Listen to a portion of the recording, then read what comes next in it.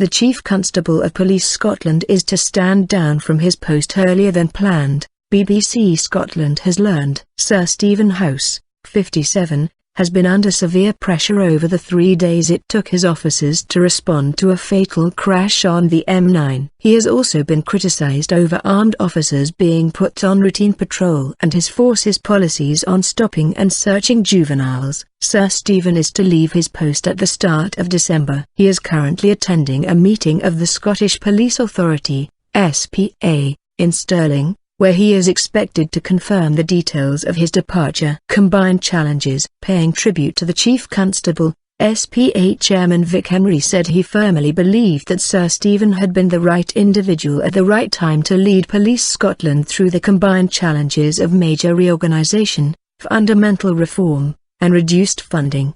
He added, "Sometimes the public don't always see the real person behind the public profile. Steve has always been a constable first, and a chief officer second. He has continued to see policing as a lifelong personal vocation, not simply a career ladder to climb. I believe that will be a view of him shared by many thousands of officers and staff across Police Scotland." The Chief Constable had previously indicated he was likely to stand down when his 4-year contract expired in September of next year. Sir Stephen, who was previously the Chief Constable of Strathclyde Police, oversaw the complex amalgamation in 2013 of Scotland's 8 regional police forces into the single national force, which is the second largest in the UK. Since then, he has overseen successes such as the policing of last year's Commonwealth Games in Glasgow. But he was criticised over his decision to put armed officers on routine patrols, as well as the force's policy on stopping and searching juveniles. The force is also under pressure over its response to the M9 crash in July, in which John Yill and his partner Lamara Bell died after it took 3 days for officers to respond to reports of their car leaving the road near Stirling. And its officers are being investigated by the Police Investigations and Review Commissioner over the death of Shekubaya,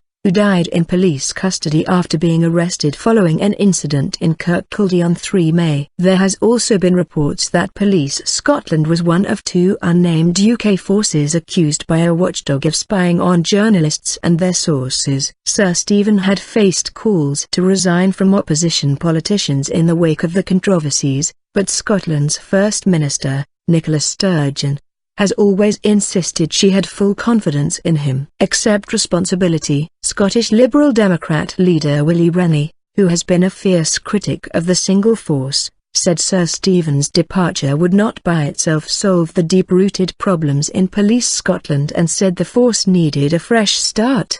He added, "Ultimately the SNP government must accept responsibility for this chaos. They rammed through the centralisation of our police service despite warnings. They set up the toothless Scottish Police Authority. They appointed the Chief Constable." Scottish Conservative leader Ruth Davidson said Sir Stephen was bowing to the inevitable by resigning, and said it was essential that his replacement is up to the task of tackling the problems that have afflicted the single force since its inception. And Scottish Labour's Justice spokesman, Graham Pearson, who was formerly a senior police officer, said the process of reforming Police Scotland can begin now if the SNP government are willing to take responsibility for their mistakes.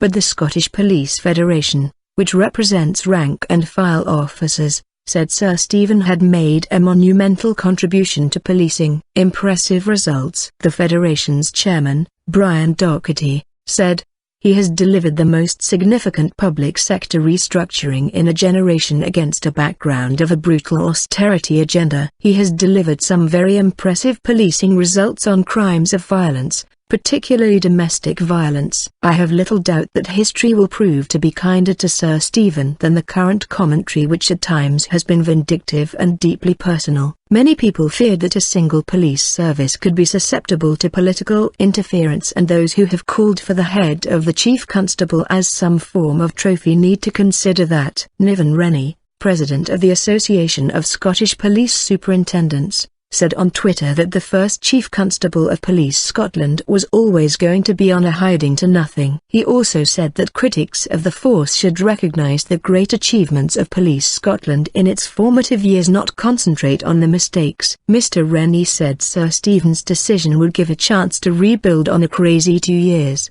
and that he believed a change in style will help.